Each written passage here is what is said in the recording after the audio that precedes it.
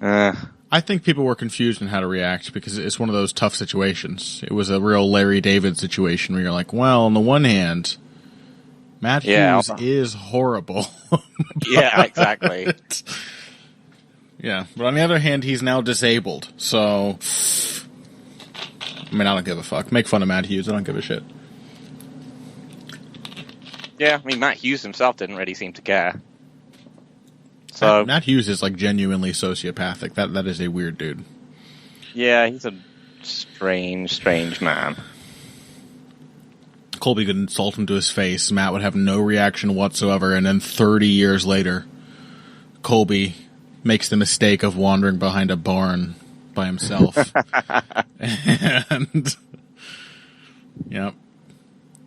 Matt and his brother come out with hose sharpened to razor edges. And just stab him in the back of the knees. Revenge is drag a him dish inside. Best pounded cold. Or, I don't know. Okay. I guess our cold open this week might be about Matt Hughes violently assaulting Colby Covington behind a barn. You genuinely wouldn't put it past him. No. If that was his plan, where he's like, man, as soon as I do enough physical rehab, I'm gonna fucking wreck that dude, and he's just taking it completely stone-faced until then, that would not surprise me at all. Matt Hughes really actually scares me. He is a weird person.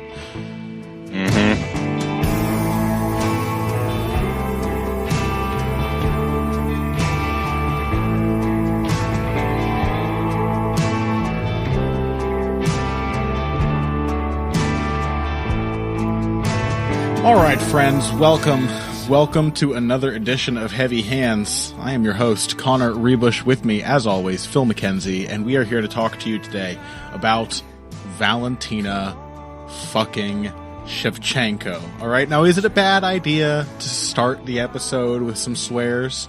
Maybe. Yeah, maybe. But the cold open was probably just 3 minutes of me screaming that name while like slamming my fists into the desk, and like you could probably hear the sound of me tearing the hair out of my head.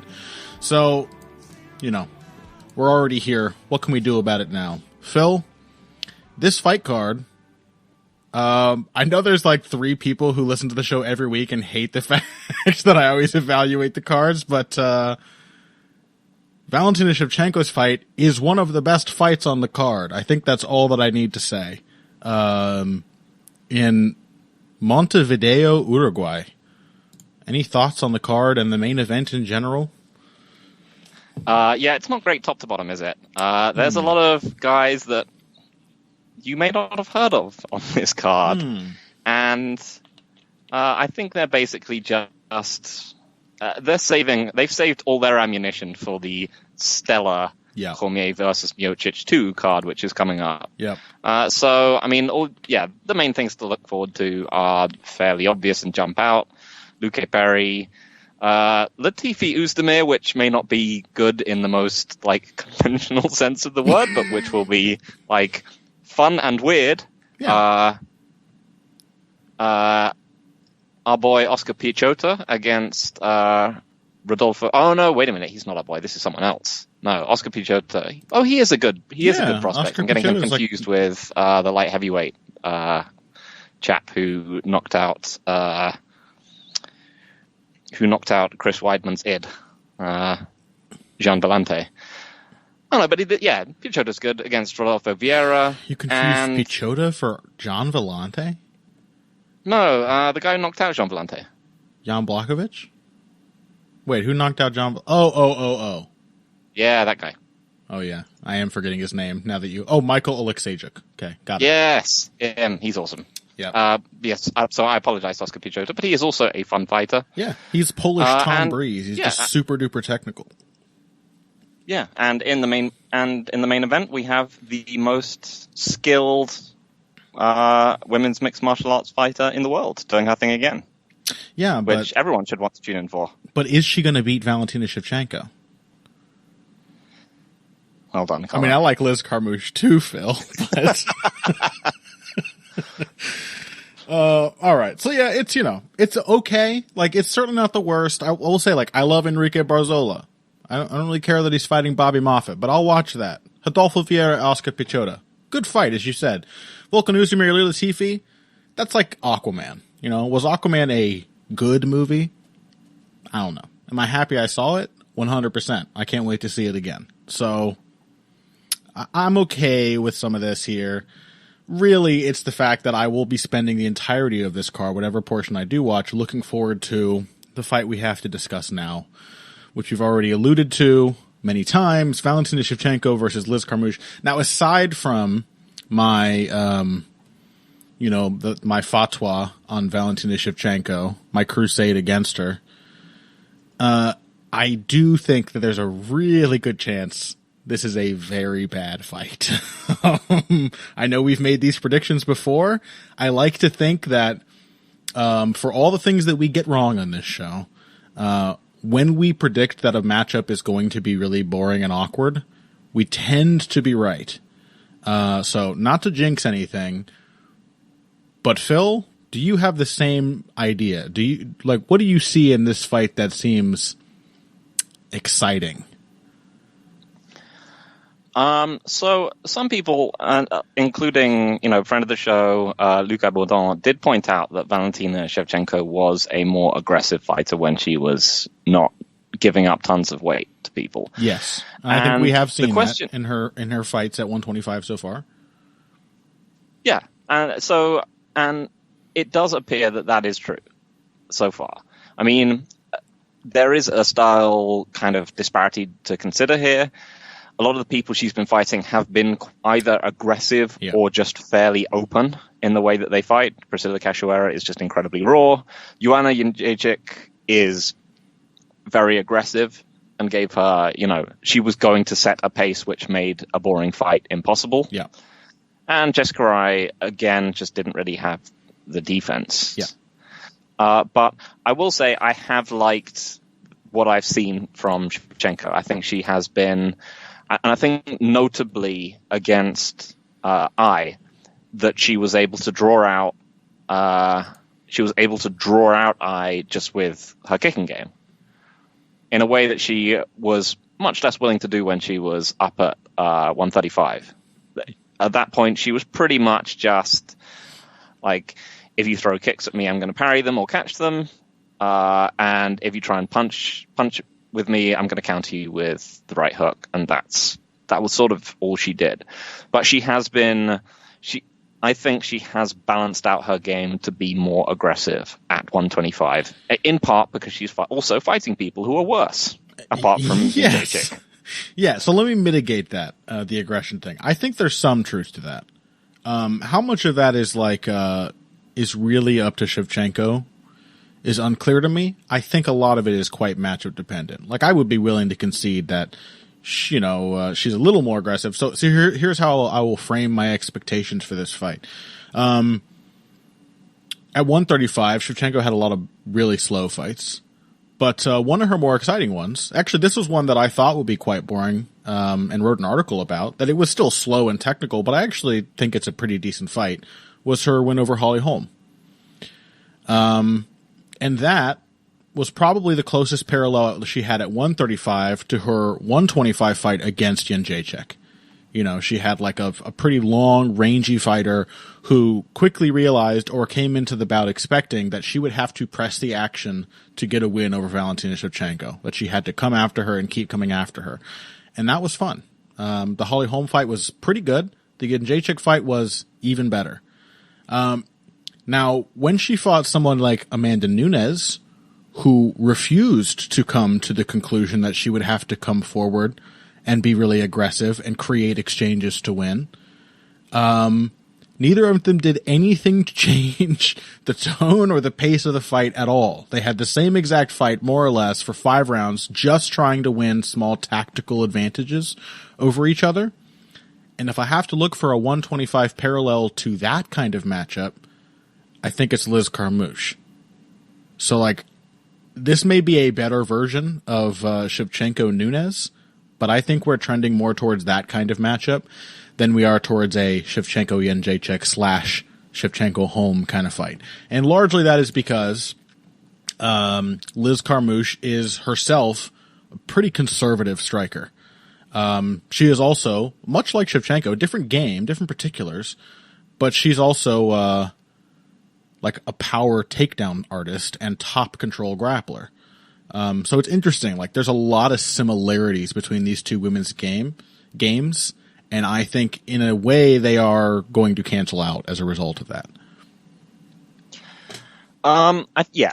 I mean, I can see some parallels in that Carmouche is someone who relies on her physicality in a way that Nunes also does, but she's a much shorter fighter, both in frame and the way she operates. I mean, Carmouche stands way outside and honestly way too far outside, I would say, most of the time. She she does tend to wait on people before she can just kind of explode at them. She's become a more comfortable striker without becoming like a markedly better one in terms of the tools she brings to bear. She is female John Dodson. Yeah. Female John Dodson without the incredible hand speed. Right. And insane knockout power for the weight class. But the same kind of thing where it's like her style is like she's just sort of tensed up, waiting to explode with one big action. Yep. And otherwise, like, there's none of the particulars of dealing with things in exchanges, so her answer to that is to just stand really, really far away and make up for it with that explosive action. Yeah, so, I mean, I think the thing is with Shevchenko is that we've seen that, whatever else you can say about her, she has a very finely tuned sense of distance. Showed that against both Shevchenko, against both Jędrzejczyk and against Holm, is that she was completely unfazed by Holm's air punching and would only attack, would only go for counters or defensive options on things which were an actual threat. Other than that, she had no time for all the nonsense that Holm was throwing. So I think she understands her effective ranges very well. Absolutely. The problem with the Nunes fight is that Nunes has a colossal effective range. Yeah. And that Shevchenko knew she was not safe anywhere there. I mean, Nunes throws a very long jab and cross, and has that long snap kick that she throws to the body. And it was, whilst Shevchenko is a tremendous kick counterer in general, she's not. It seemed to be a strike that she just wasn't particularly prepared for. It's a more difficult strike than others to counter, I would say. A good front kick, unless you can time it and make it miss. Hard to go through it. It's like countering a jab. You have to anticipate and deal with it ahead of time, or else countering it is very difficult. Yeah, I think she's very good at like even dealing with things like she's one of the best I think I've seen at dealing with the oblique kick and kind of push kicks, because she did it against Holm multiple times. Is that Holm would try and oblique kick her and she would just literally just parry it and then counter her, which is hard to do but very rewarding. But anyway, so I think that Carmouche just doesn't have the same ability to affect range as Shevchenko does. Like, she's, as we said, she kind of bursts over distance and just throws big shots. I don't think there's going to be a point where like Shevchenko is going to be standing in front of her thinking, I'm actually genuinely uncomfortable here. I can't land shots and she can, and I don't want to creep forward through this area of space.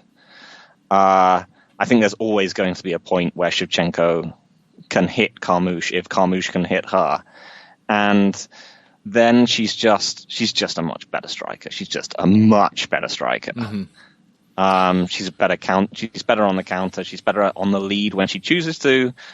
She throws in combination. Like, my main fear is actually the Juliana Pena fight, which showed Pena just kind of bum rushing Shevchenko, and she didn't really give her much to counter because she just charged her, and then she just ran her into the fence. And whilst Shevchenko's been she's been rock solid in the clinch in general, when she just had Pena pressing her into the cage, she wasn't getting anything done. No, I mean, and she may be rock solid. Please go on. And Carmouche is very willing to have long, empty stretches of meaningless power grappling with people, whether it's grinding them up against the cage or just having top position. I mean, she's not particularly active there. She just tries to kind of Hulk people. Yeah. But that's one of the things I'm genuinely worried about, just from a viewer's perspective. I don't think Carmouche can really win rounds, but it might be like Home Cyborg, where Carmouche is just able to hold Shevchenko up against the fence by being super physically powerful. Yeah, I could see some of that. I will say, to Shevchenko's benefit, Carmouche is not Juliana Pena. I would be actually surprised if she were to come rushing out and forcing the clinch the way Pena did. I haven't seen Carmouche do that in a long time. She is definitely one of those fighters who has become more technical in both the literal and our figurative sense of that word, where she's become a lot more reticent with her output, much more cautious, much more of a counter fighter. She's become more Shevchenko-like. Shevchenko is also a very physical fighter, and this is just a different way to use your physicality. She does not have any of the technical polish of Shevchenko, as you said. But I can see a Home Cyborg type thing. I think this will be a weirdly competitive fight. I think Carmouche is actually capable, if only by being a more powerful kicker, of just hanging at that range with Shevchenko. I don't think Shevchenko, as much as she may have gotten more aggressive and as immaculate as her distance control is, and that's one thing I can never take away from her, the Jędrzejczyk fight, there's been many examples of how good Valentina Shevchenko is at maintaining the distance that she wants. But does that translate to her closing the distance? Does that translate to her? I still don't think she's comfortable being aggressive consistently. I don't think she's a comfortable lead fighter.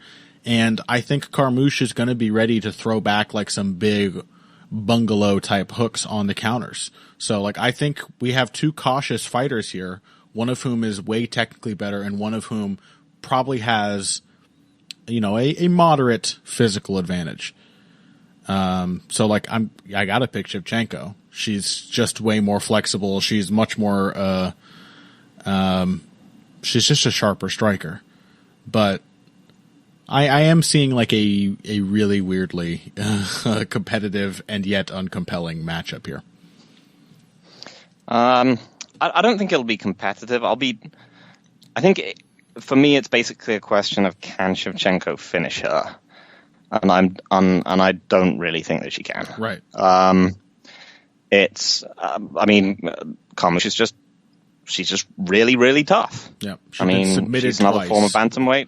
Once in the fourth round by Marlos Kunin, and then that fight with Ronda Rousey.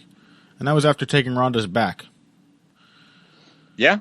And, even then she was still pretty raw in those fights. Mm-hmm. She was 3 years into her pro career when she fought Rousey. Mm-hmm. And she just hasn't been finished since. Admittedly, she hasn't fought the most dynamite athletes or finishers in the UFC since then. But, she's hyper tough. If Shevchenko can get her out of there, then that's another mark on the ledger of, hey, Shevchenko is actually pretty exciting at this weight class. And if Shevchenko doesn't get her out of there, guess what ledger that mark goes on? If she's just right, I'm just going to counter this Carmouche. Yeah, you're right. It could be absolutely dire. That goes onto the ledger I've been carving on the inside of my thigh since Shevchenko beat Joanna. I was encouraged by that. I was encouraged by Shevchenko's last win, the one over I. Because she just didn't. She dictated that fight. She did in a way which she often hasn't. Yeah, and that was against a former bantamweight as well, which is encouraging. Sure, yeah.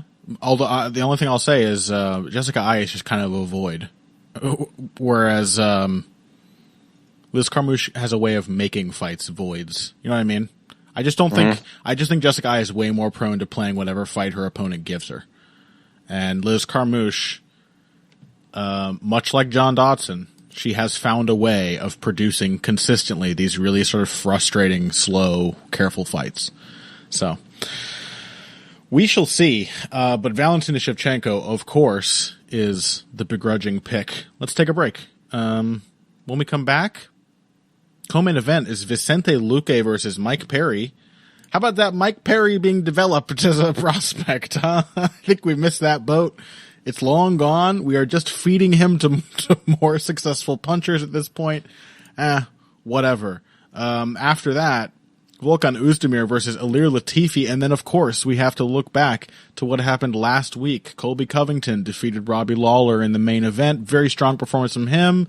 A sadly, predictably frustrating performance from Robbie Lawler. Jim Miller did the damn thing again. Nasrat Haqparast had a breakout win over Joaquim Silva in a very good fight. All of that and more after this.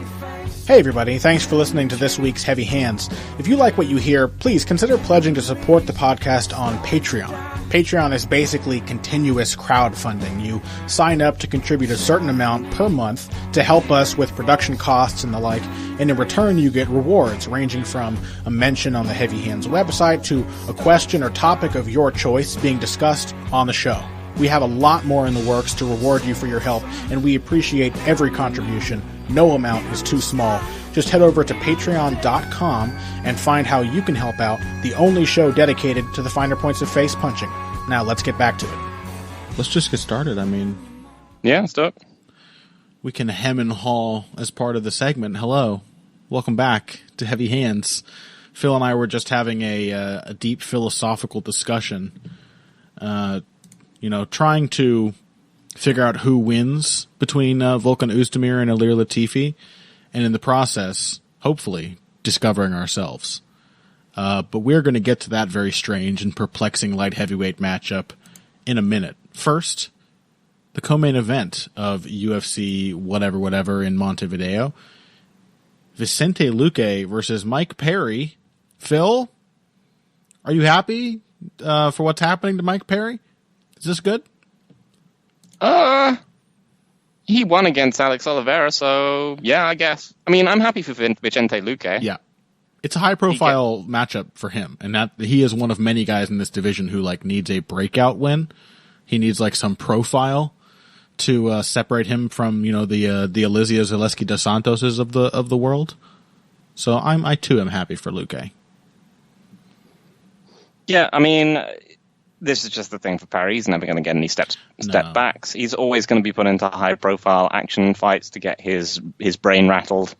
Like I said, I thought he did pretty well against Oliveira, who, I mean, this was in part due to Alex Oliveira not really having the most, strategically sense-making game plan in the world in that fight.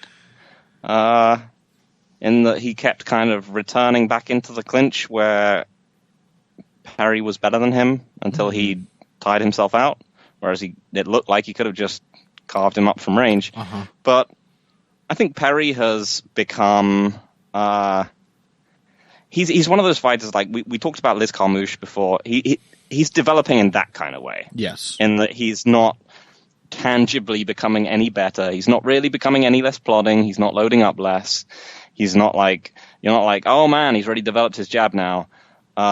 He's just generally creeping into he's creeping into making better decisions, into keeping his gas tank better. It's simple experience. He's just getting used to being Mike Perry in the octagon. Yep. Yeah. That's why we say experience counts. It really does. Mike Perry cannot improve whatsoever. I think, by the way, I still, have some sadness about what has been done to Mike Perry. But honestly, when you and I wrote that article about how he's being matched and what's going to happen to him, I think we wrote that it was already too late. Mike Perry was already well on this path, and there's just no turning back in the UFC. So that is what it is. I agree. Perry's, little things, timing, like strategic awareness is a big thing. Like just being aware of where you are in the fight, having a thought in the moment, something like, oh, there's a minute left. I need to knock this dude out because this has been too close. Like, those are the kinds of thoughts that something as anxiety inducing, as stressful as fighting, you don't have those thoughts, clearly, until you've developed some experience. So yes, people get better, when they fight more. Mike Perry has gotten better in that, indefinable, nebulous kind of way. I agree. Is that enough to beat Vicente Luque? Because I don't think so. I think he's probably going to get KO'd. No, I think he's going to get kind of vaporized. The other thing is that, like, I think there's also a real solid chance that Luque just submits him. Oh, yeah. Luque is a very good submission artist. Mm-hmm. Like, he is exactly the kind of sprint grappling submission threat where you can see, Perry's fight against Cerrone, and you just be like, oh, yeah, that would be also a way that he could get him out of here very quickly. Yeah. The only difference would be that instead of having to go to his back first, Luque would have submitted him while stuffing the takedown. Because he's like the front headlock dude. Yeah, I mean, Luque has, he's been one of those guys that's just been really impressive lately. I mean, I think that fight against Barberena, that was a real turning point for him. Mm-hmm. Because up until then, he had been something of, a kill or die,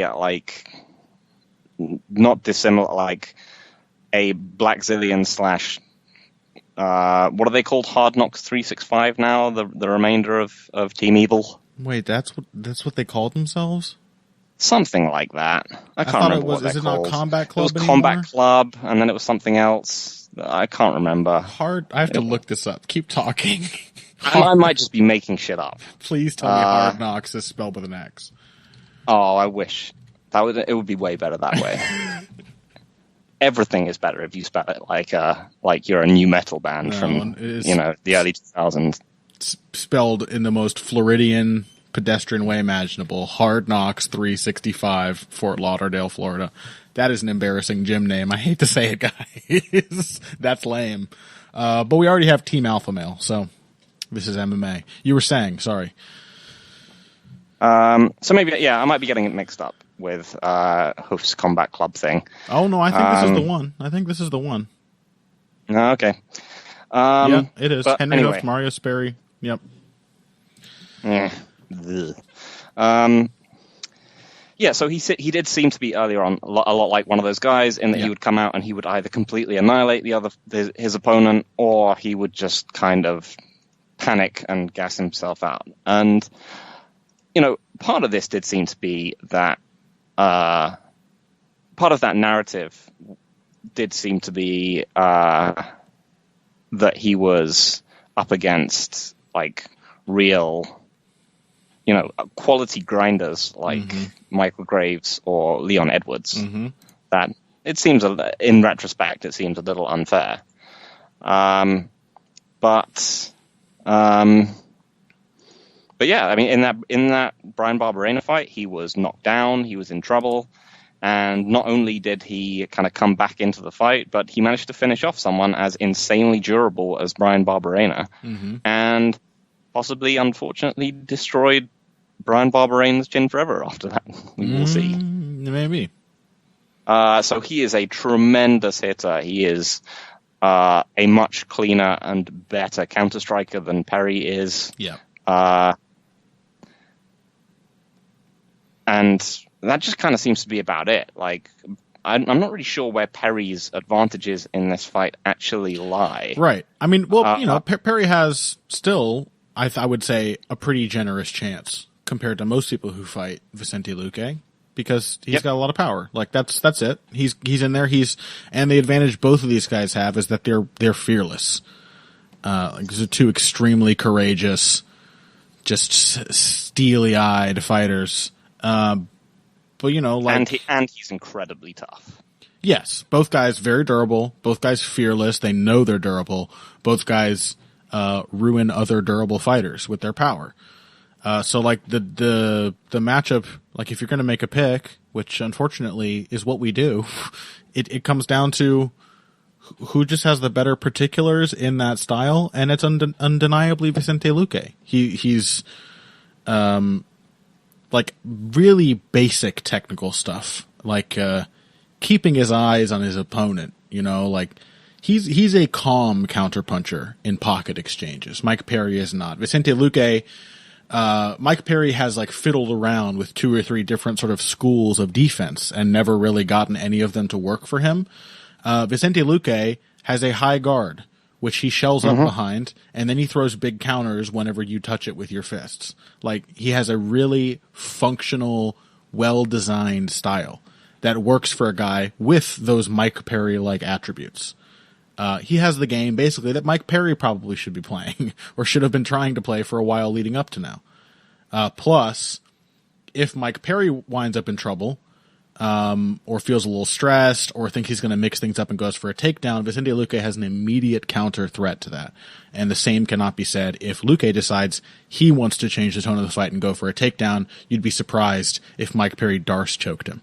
So, like, it just seems like Luque is, has a steadier path to walk in the exchanges that we know are going to come out of this fight, and he has much safer escape routes, and he has the counters to the escape routes that Mike Perry might want to follow. So, you know, it's still a fight in which either guy could definitely win. I would give Mike Perry, even on a bad day, no less than a 25% chance, and likely much more than that. But if you're going to pick the fight, then I got to pick Luque. Yeah. So, so I mean, we were saying there wasn't really a path to victory, but yeah, I think there is, and it's pretty much the same one there always is in Perry's fight, is that he really is, like, he is a tremendously natural clinch fighter. Mm-hmm. Like, he has a genuine, like, feel for how to manipulate and, like, hurt people in the clinch. And that might be where the high guard of Luque sort of becomes a bit of a liability, because I don't think it's tremendously difficult. I mean, because Bahrain was able to do this. You just throw a hook at Luque, he puts his hand up to block it, and instead of bouncing the hook off and throwing another hook at him, which gets countered, you just stop your punch, open your hand, and then grab his wrist and then elbow him with the other hand. Like, or you grab his guard with both hands, you pull him down into a knee. Verdum likes that trick a lot. Yeah. So I think if Luque doesn't just melt Perry early on, which I think is a distinct possibility, or tap him early on, which is also a distinct possibility, if he does just put his double forearm guard up, Perry may just start walking into him and grabbing him, because I think that is definitely where he is most comfortable and the closest to being an actual elite fighter. Yeah, I think that's a very good point. But other than that, yeah, too many advantages for Luque. If I was confident enough that he was still someone who kind of gassed out and lost his way in a fight when it wasn't going his way, I might think this was closer to a 50-50 pick, but yeah, it's I got to pick Luque. Mm-hmm. I just want to emphasize, like, I'm very confident in picking Luque here, but this is the riskiest kind of mirror match there is. 2 sluggers, the hardest to really nail down, right? If it's like 2 powerless counterpunchers, I'm gonna be like, well, like, what's the less powerful counterpuncher going to do to win? Right? Like, of course I'm picking this person. I'd give them an 80% chance of winning. A fight like this is always harder to call for sure than that. So it should be a great fight. Mike Perry only is in great fights, much to his detriment. But yeah, Luque's the man. Okay, why don't we take a quick minute, talk about Oezdemir Latifi before breaking for our next segment. Because we want to get to last week's UFC event. We also want to talk a little bit about the ONE FC fights featuring our former UFC champs. So, very quickly, Volkan Oezdemir, Ilir Latifi. What the hell is going on in this matchup? Phil? It's super weird. I don't know. You were saying before that, like, Ilir Latifi is a perplexing man to analyze and make predictions for, because he is one of the most all or nothing fighters out there.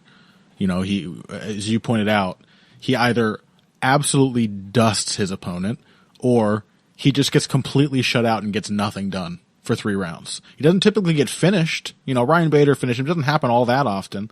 But, well, I guess it kind of does, doesn't it? No. Jan Blachowicz, it's only 2. 3 over the course of his career. But typically, he gets nothing done, or he gets the only thing done, and then the fight's over. So, like, how does that match up with Volkan Oezdemir? I mean, because Volkan Oezdemir was traditionally also that guy for his... I mean... Very true. I mean, at least for his early like UFC career, he would not. And they both occasionally do have the propensity to have just gassed out like heavyweight stinkers. Yeah. Like OSP Oezdemir or Latifi Vellante. But Oezdemir showed far more signs of growth and improvement in his fight with Dominic Reyes than I think Latifi ever has. Yeah, that's probably true. So yeah, I think I'm probably going to pick Oezdemir for that reason. He's never really shown anything like good takedown defense. He's a weird example of one of those guys who's strong in the clinch and who kind of seems to welcome the clinch for that reason. He's good at single collar ties and uppercuts and elbows and all this other kind of stuff, and doesn't really seem to have much functional takedown defense. And Latifi is a good wrestler. So there is a distinct chance, and Oezdemir is a classic. Yeah. Black Zillion / Imperial Athletic / Hard Knocks 365 / Combat Club guy. In that he does seem to implode if the fight hits the mat. So basically, either Latifi is just going to hulk him to the floor and then probably immediately rear naked choke him as Oezdemir tries to get up to his feet like he's never grappled a day in his life, or Latifi's just going to get like jabbed and left hooked to pieces from range as he blunders in trying to set up the same right hand left hook takedown threat, and Oezdemir circles away from it. I think I'll probably take the second one, but it would be pretty funny to see Latifi win, because it always is. Yeah, I think I'm going to take Latifi. And it's for something you said before. I mean, for one, I think Oezdemir's performance against Dominic Reyes was really impressive. It was great. I thought Dominic Reyes clearly won that fight. I remember saying at the time, I still believe that. But it was a great performance, and it was certainly not Oezdemir getting shut out because he couldn't get that early finish. Like, he was in that fight every single moment. Was it a different kind of fight than we've seen from Oezdemir before? Because I would contend that it was not. In fact, it was a better version of the classic Volkan Oezdemir fight, against a pressuring and closing down and beating up an opponent that is harder to do that to than anyone else Oezdemir had fought before. Other than, like DC and his ilk. So the question is the same, has Oezdemir demonstrated the ability to change up his stylistic approach to a fight? And if he hasn't, is he not going to run into the clinch against Ilir Latifi? And if he does, then I think that takedown defense and the classic implosive grappling is just not a good look. Like, Latifi is such a physical fighter. He's so aggressive when he has someone vulnerable or hurt. And I just think Oezdemir is gonna walk into him. And otherwise, I think Latifi is also in that Liz Carmouche mold, like awkward and weird and negative enough that he can just avoid the worst of whatever Oezdemir is doing until he gets a chance to grab onto him. And I would pick Oezdemir too if I didn't expect him to give Latifi so many chances. So Latifi takes him down. It's another kind of hoof trained thing, is that there's been lots of times where we've seen these guys fight, and the general message and or game plan behind it has been like, just stick to a functional outside kickboxing. Don't give out up for this. Yeah. Don't get pulled into a brawl, and every single time. Yeah. Well, every time. Because the main adjustment to something going slightly wrong is to be really aggressive. Like, that's how you solve things in that gym. And then you get really frustrated because it doesn't immediately turn the fight around, and then you get tired, and then you're like, oh my God, I remember that time my dad hit me with his belt, and then you're choked out. Yeah, I mean, Reyes was a stylistically more favorable matchup because he wanted to be on the outside. Exactly. And aggressive pressure is actually something that people from that gym tend to be pretty good at. Yeah.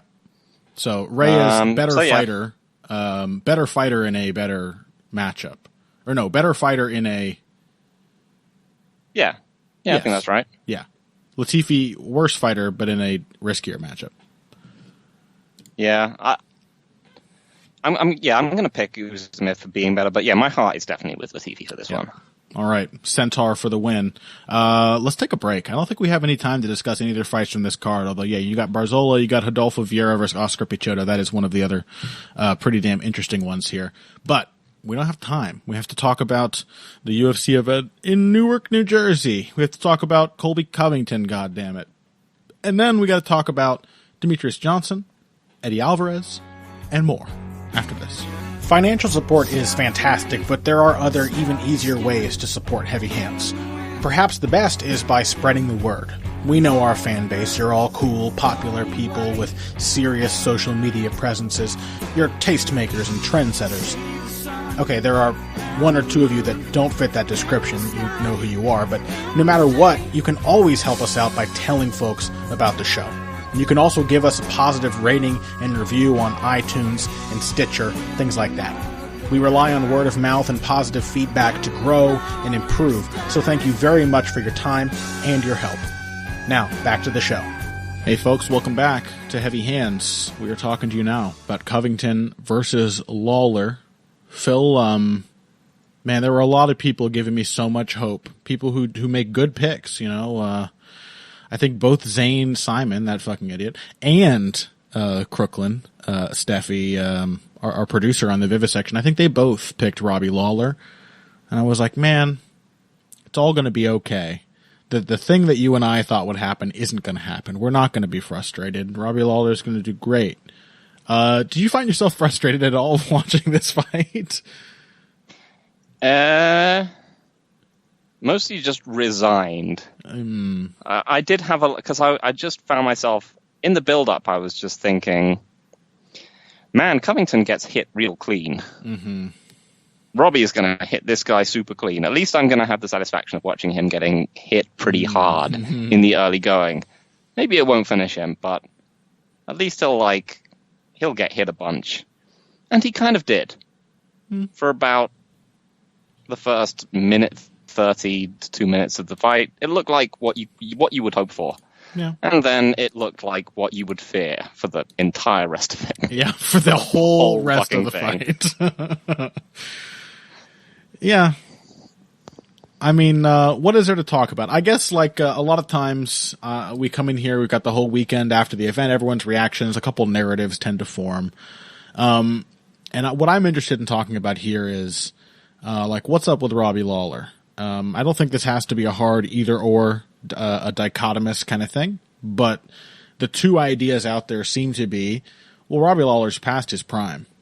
You know, like, he's clearly past his prime. This matchup shows it. And the other, would be, this is just sort of a bad style matchup for Robbie Lawler, and he would have struggled with this matchup even in, like, 2013, or at whatever best period of his career before his championship and contender run.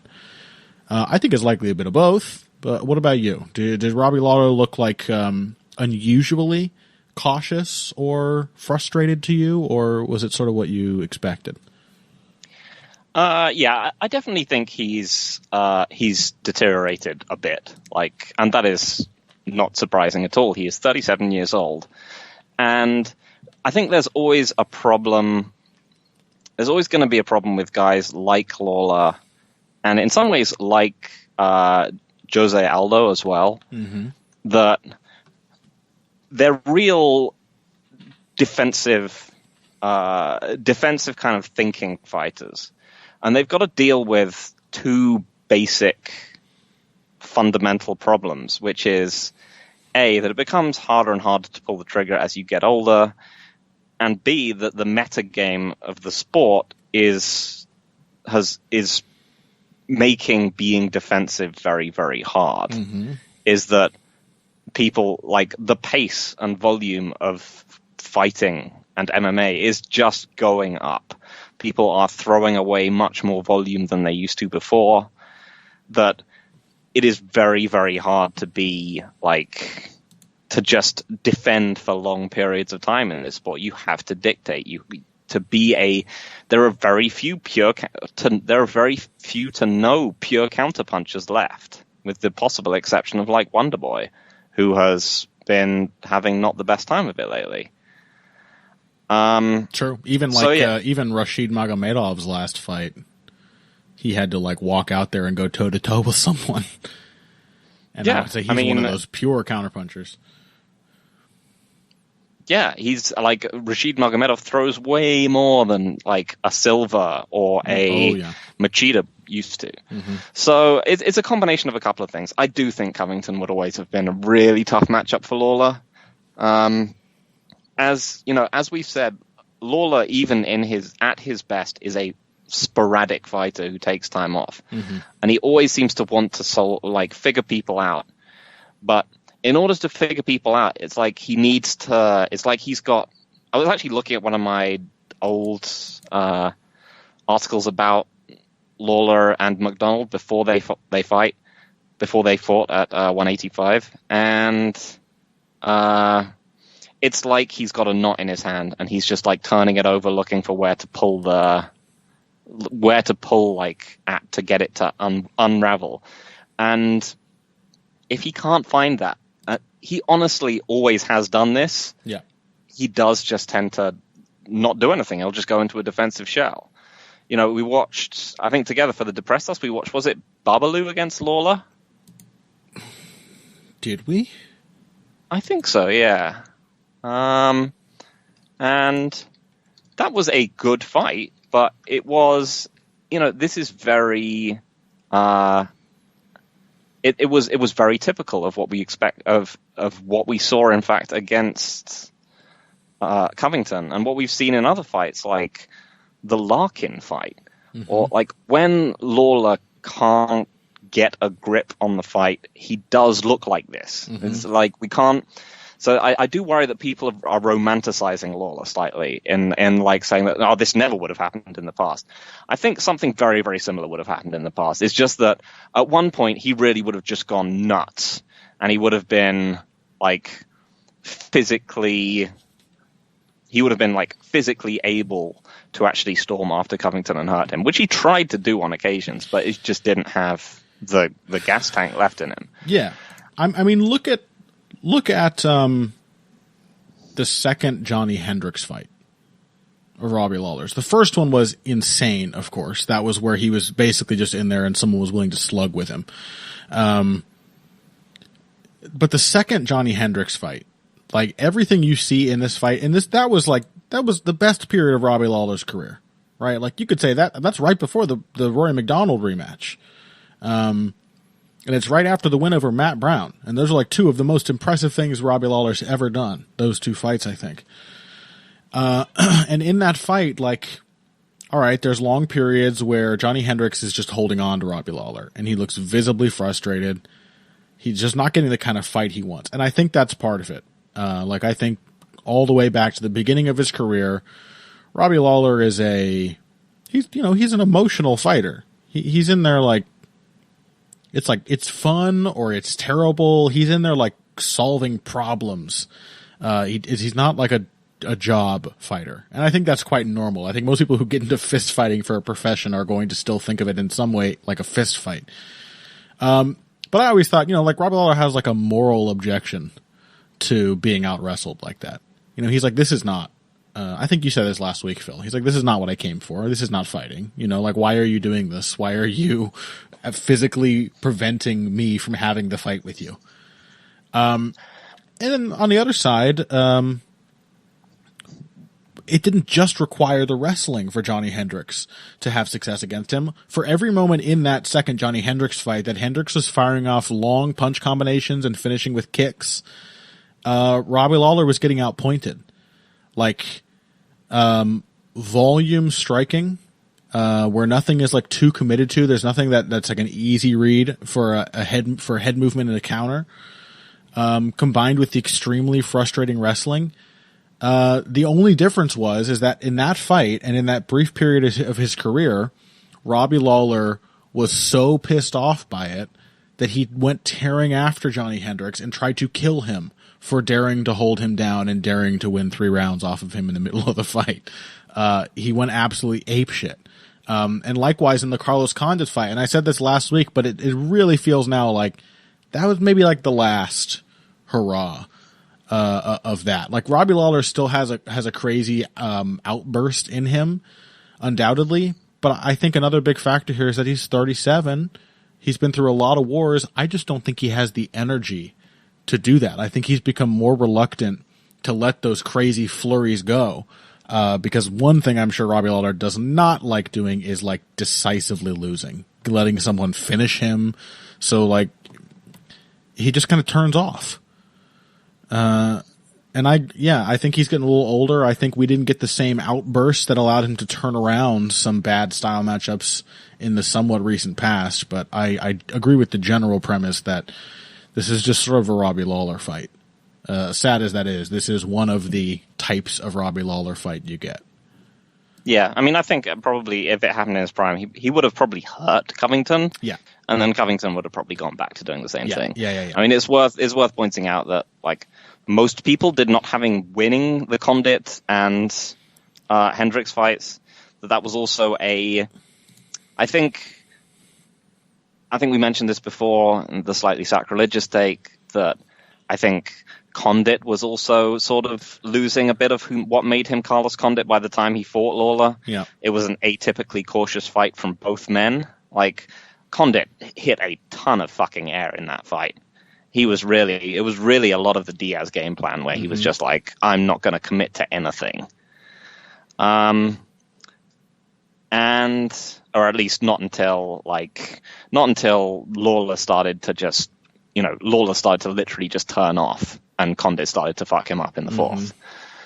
But yeah, I mean, also one of the things which I always thought, looking back on it, and at the time, one of the reasons why Hendricks matched up so well with Lawler is that they both take huge space and time off in fights, but they don't have the same mentality, and they don't do it at the same time. Obviously, one guy would just switch off. Hendricks does the same thing where he won't necessarily switch off in quite the same way, but he does do the same thing where he'll just stop and he'll just start absorbing strikes, or he'll just go for one. He would just go for one terrible takedown and sit on it, trying to go for it for ages. He did this throughout his career, where it was just, you could clearly see that mentally he was running on empty and he needed time to recharge.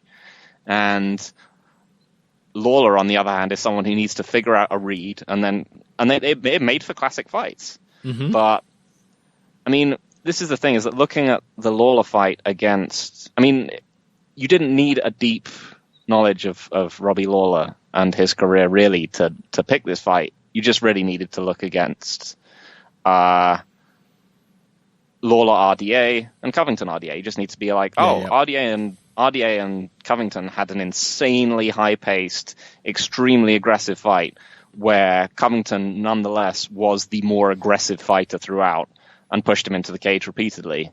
And then you just look at RDA Lawler and it's just RDA pushes Lawler into the cage repeatedly and fucks him up in a high-paced fight. And watching this fight also made me realize, like, you could look at the RDA Lawler fight and just say, how much like RDA is Covington?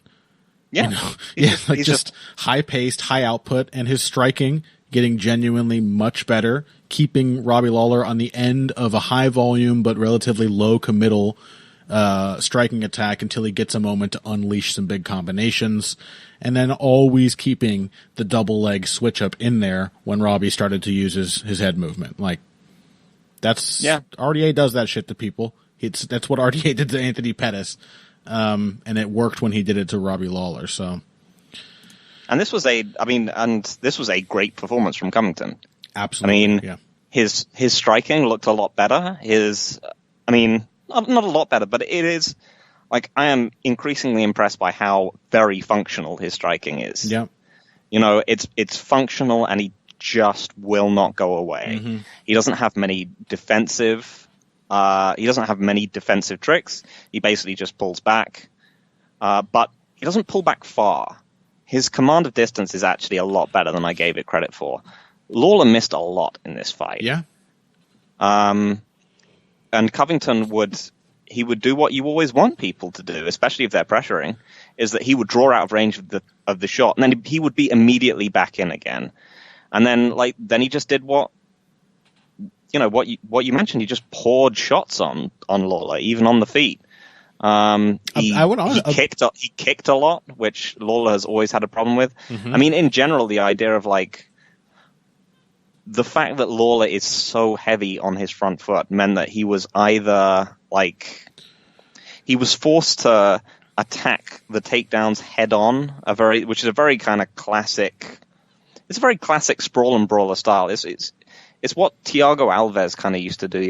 You're like, yeah, I'm a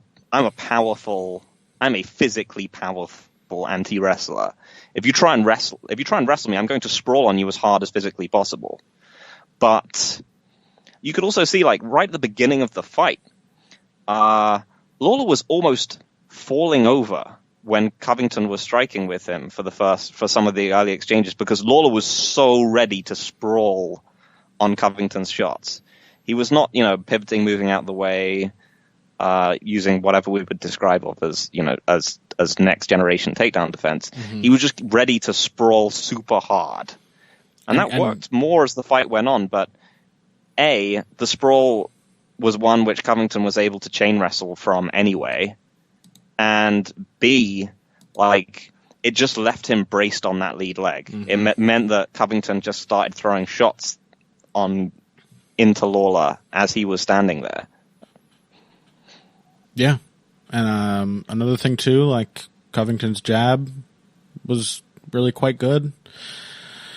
It's not as fun to it's sad, Phil. This is my dilemma, is that Colby Covington is so much more genuinely deserving of my ire than Valentina Shevchenko, but also he just makes me tired to think about him. So it's not as fun.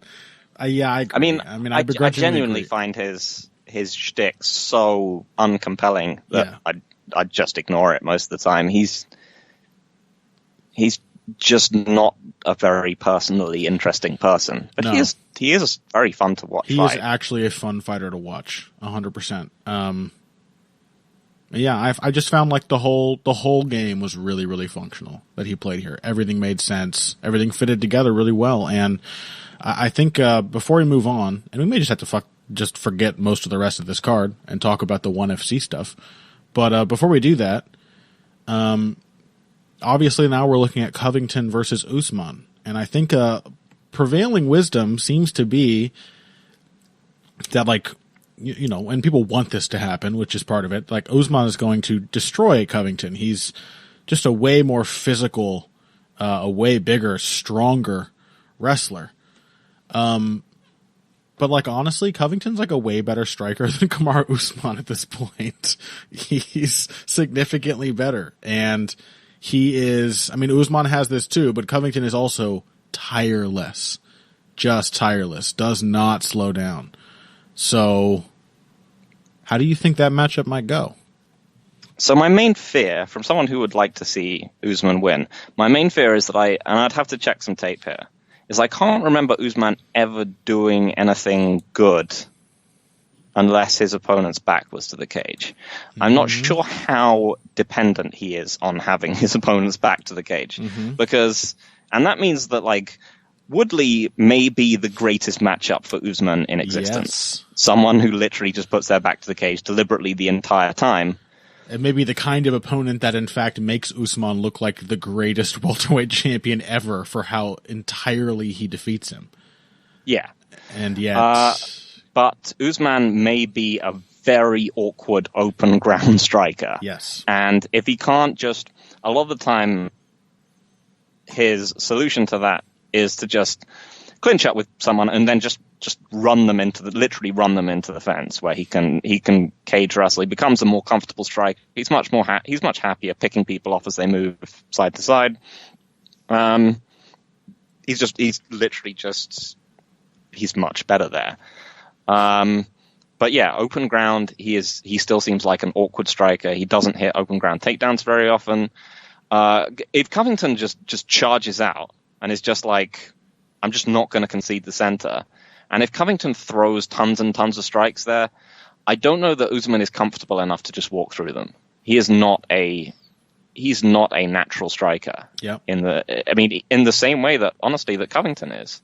Yep. Like Lawler was able to back Covington up on occasion, but Covington, he did it whilst wading through tons of Covington volume, whilst slipping and dodging and so on. Covington will never just back out. He will never just be like, oh, right, your turn. I'm going to concede space. He'll always be throwing punches into that. How does Usman respond to that? Is it just walking him down? Is it just like, will he just bum rush through it and then just try and charge him into the fence? Right. That might well work. Yeah. But it also he might end up just instinctively defaulting to having a kickboxing match with Covington and then just getting outworked. I agree. Yeah, I think that would be my take exactly. I'm sorry to say, people, but like I think that might be a very competitive fight, and depending on how Usman prepares, potentially quite a good one for Colby Covington. So, all right. Well, Nasrat Haqparast looked great against Joaquim Silva, but would you rather talk about the two ONE FC fights briefly instead? Get a little. Yeah, I mean, there wasn't a whole lot to say about Haqparast Silva. I mean, I think he did it was a performance with pluses and minuses. I think his defense was actually very good. Mm-hmm. Like, he didn't get hit a lot at all. He was, and that's against a very accurate combination puncher, mm-hmm. which is excellent. Still does seem to rely a little bit on the left hand, and I think Cruz had a good point on commentary. As he was like, I'd like to see him fight a southpaw next. And I was like, yes, I would also like to see him fight a southpaw next. I don't want to see him getting too reliant on just bombing people down the open stance with the left hand.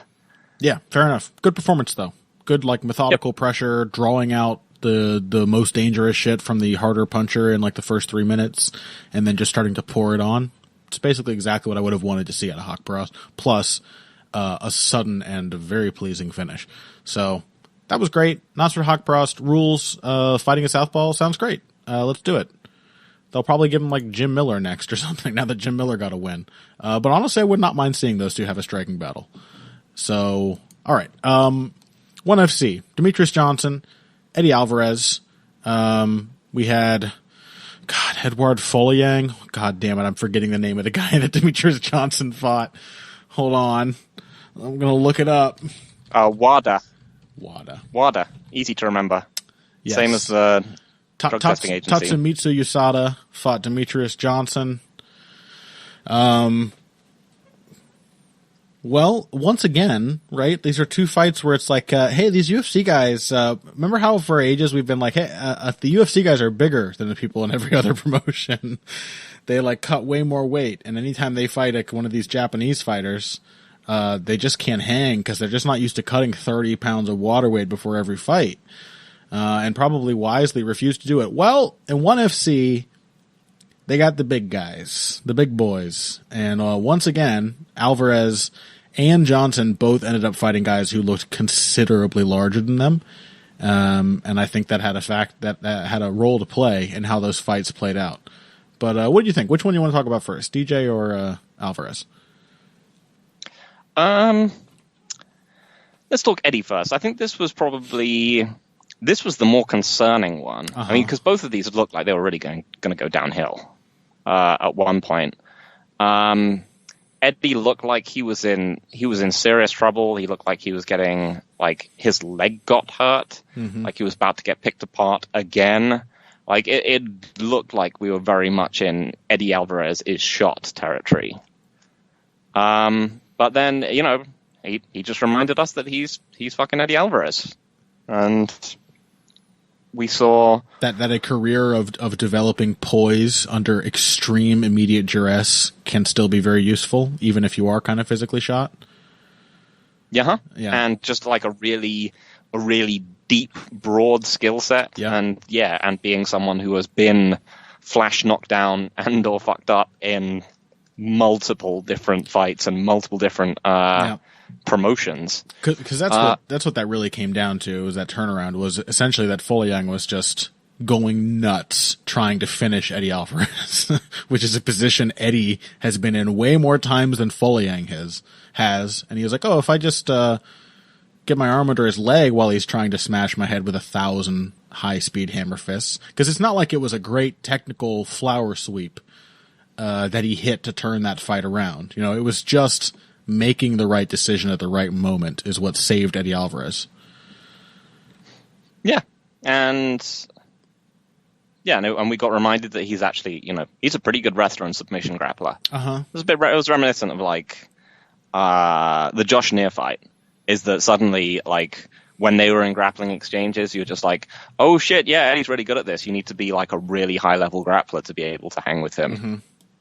And Folayang was not. Yep. So he got flattened out and finished, and that was cool. Yeah, that's about it. I mean, I kind of agree. Like, again, I don't think stylistically nothing's really changed for Eddie Alvarez. Like, he went in there against a slightly bigger guy. He tried to lead and got countered. He got picked apart with kicks. These are both things, like in Robbie's fight with Colby Covington. These are both things we have seen Eddie Alvarez suffer from many times before. Those travails aren't new. It's the fact that he almost immediately seemed like had his leg just chopped out from under him. He seems less capable maybe of bracing for or seeing those shots coming, and receiving them as well as he used to. And again, that's not a surprise. This is the guy whose entire career has been built on the notion that he gets hurt in pretty much every fight he's ever had. But, it does seem like maybe that's catching up. Yeah, and I think he is not uniquely, but he is not someone I actually consider to be particularly well suited to like go up a weight class. Because pretty much to do that, you need to just be an explosive. You need to have an explosive step in, and you need to be good at pressuring. And he's really not great at dealing with significant reach advantages. Yeah, like going all the way back to like his fight against who was it? Kikuno. Where he was just like, oh shit, what do I do here? Mm-hmm. This guy's just crescent kicking and zombie arming me. Mm-hmm. But yeah, still a great like comeback and heartening to see. Super tough fights with Joachim Hansen had some of the same flavor. Yeah. So yeah, Eddie Alvarez, same dude, just older. And that's not a style that ages particularly well. In fact, it's astounding that he has been doing so well for so long. He's now 37. Like, the guy's incredible. Eddie Alvarez is a legend. But this is MMA. All legends get, smushed into a bloody paste eventually. How about Demetrius Johnson fighting Mr. USADA himself? Actually, maybe fortunate he wasn't fighting Mr. USADA. My man DJ was looking pretty fucking shredded during this event. I don't know if that struck anyone else's eye.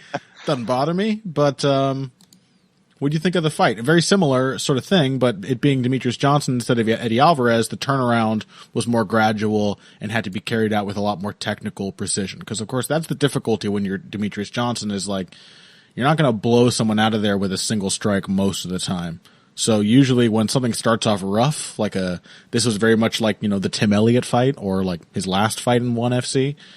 The way for Demetrius Johnson to turn that around is to fight the rest of the fight perfectly. Respond to everything else perfectly for the rest of the fight. And that was especially true with like the size advantage of just fighting someone who could clinch up with him, wrap a leg around him, take his back, and then use his weight to drag him to the ground.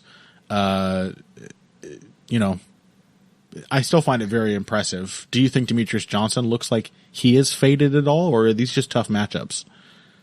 Yeah, I think it was just a tough matchup. I mean, the other side of the Zane Simon, fuck that guy, maxim of like don't overrate someone too badly in a loss. I mean, in a loss where they look good, is that like also that like a win is a win.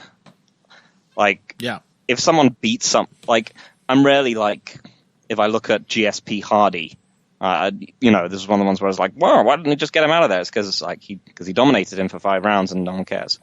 It didn't mean anything that Hardy would go on to get knocked out by Carlos Condit. Right. And that Anderson Silva shutting out Demian Maia by doing virtually nothing does not say something about where Anderson Silva is in his career necessarily. Yeah. If you win, then that's fine, as long as it's not like an insane robbery or you don't look like complete garbage. But this is not unprecedented. Like I said, Tim Elliott is not nearly as good as Demetrius Johnson. But Tim Elliott starts fast, he's big and strong, and he's a grappler who will find his way to your back. And he gave Demetrius Johnson significant trouble, and Demetrius Johnson had to turn that fight around and play it very safe. And fortunately for him, that was a 5-round fight, so he could afford a couple more errors than he could here and still get the decision. But this fight was very much like that one to me. Yeah, I think it was. Yeah, it was very similar. And I saw were there some people who were surprised by the decision? Oh, I hope not. It didn't seem particularly controversial to me. No. Like DJ lost, like he got his back taken and then pretty much just spent the rest of the fight in either kneeing Wada in the clinch or having side control. Like it seemed fairly cut and dry to me. Whatever you're scoring it under, whether you're scoring it fight as a whole or like round by round. Mm-hmm. I think it is fight as a whole scoring, isn't it? Yes. One. But either way, Demetrius Johnson. Yeah, either way, it seemed fairly. He did the fairly most straightforward, damage and Wada was not like. He was clearly, on his way to losing worse as the time went on. He was starting to get split open and, was clearly fading a bit. And, yeah, I mean, in general, I feel like Johnson is still a very underrated fighter. Mm-hmm. His wins have, people were like, his competition isn't the best. His significant wins have aged incredibly well.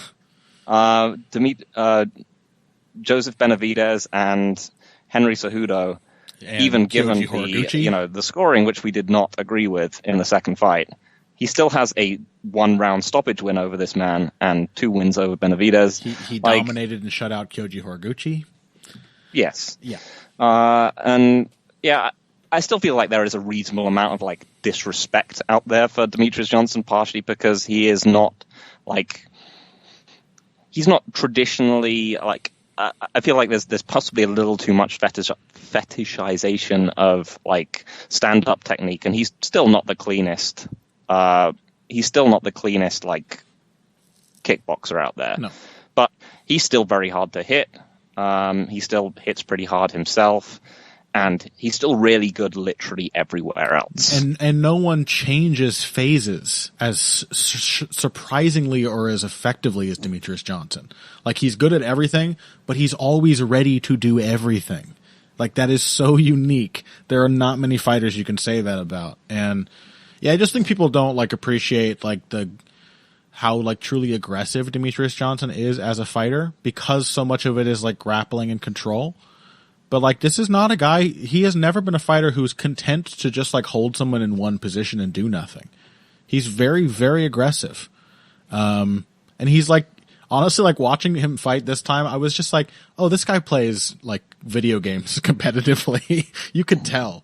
Because, like, Phil, at your Tekken tournament, were you, like, frothing at the mouth and screaming at your opponents as you were beating them? Were you just, like, very carefully focused on making the right moves and responding to the right triggers in the right amount of time? Because that's how Demetrius Johnson, like, grapples with people. That's how he changes into takedowns. That's how, when Wada catches him by surprise with that sneaky back take, Wada doesn't get that shit to work another time in the fight. And in fact, the final time he almost gets it to work, he gets reversed and ends up on his back and gets hurt. Like, that is Demetrius Johnson just laser focused on punishing his opponent with no emotion whatsoever. And I don't know. I think you have to respect that, man. Like, Demetrius Johnson is so good. And especially with a guy who is really best at grappling and wrestling, to have now beaten two much larger guys who have put him in bad spots in the beginning of the fight, like, please give this man some respect. Yeah, and going back to some of our earlier points, he is someone who pretty much always goes out of his way to dictate a fight. Yeah. And I think that's something that you, like, increasingly you just have to do in MMA. Like, defense is just too hard for pretty much everyone. Yep. To be a fighter who's just going to be like, oh yeah, I'm going to be the fight. Defense is too hard, and there aren't enough rounds. Like, two basic things is that you just can't be I'm going to be a Floyd Mayweather or like a Willie Pep or any of this kind of thing. You just need to dictate, and he's very good at that. And he did that in this fight. He had some early problems and then kind of dictated the rest of it, and he is awesome. I agree. All right. Well, that's our episode. We've gone way over time, but what can you do? The UFC is, like, more and more with each day not offering the only fights worth paying attention to. So I don't mind, Phil. Likely we'll be covering a wider swath of events and things going forward. I'm sure that'll be phased in. But yeah, it's cool to see Demetrius Johnson getting his shot in ONE FC. We've got Horiguchi over there. We know that shit is coming for a rematch between those guys. And I enjoyed it. And I did not enjoy Colby Covington beating Robbie Lawler. But don't worry, I'll be having an even worse time next weekend. So thank you so much for tuning in and listening. If you want to find us on social media, you should do that. We're both on Twitter. You can find Phil at Evil Greg Jackson and myself at Boxing Bush, BUSCH. Make sure you check out the Heavy Hands Patreon. Not only is a couple of Pernell Whitaker videos still coming to that, but this week I will be sitting down to record a discussion with friend of the show, Luque Alexander. We're going to talk about the very tragic death of Maxim Dadashev, and hopefully have an interesting discussion on sort of the ethics of being a fight fan, being a fan of a sport in which people die. So if that sounds at all interesting, if that's something that you yourself have maybe mentally wrestled with, I urge you to check out the Heavy Hands Patreon sometime this week. And otherwise, that's it for the show. I hope you guys enjoyed it. Stock up on vodka or whatever it takes for next weekend's card. UFC 241 is coming. It's coming. Just be patient. At least that's what I'm telling myself. And until next week, if you came here today for the finer points of face punching, you came to the right place. This has been Heavy Hands. Doubling down on the bleakness, then. What? Doubling down on the bleakness. I don't know why. It's a reflex. It's Shevchenko time.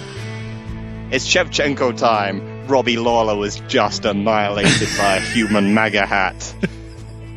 Now, think about the crushing moral horror of watching this show in the first place. At every level, you must hate this sport. Oops. Thanks for listening, folks.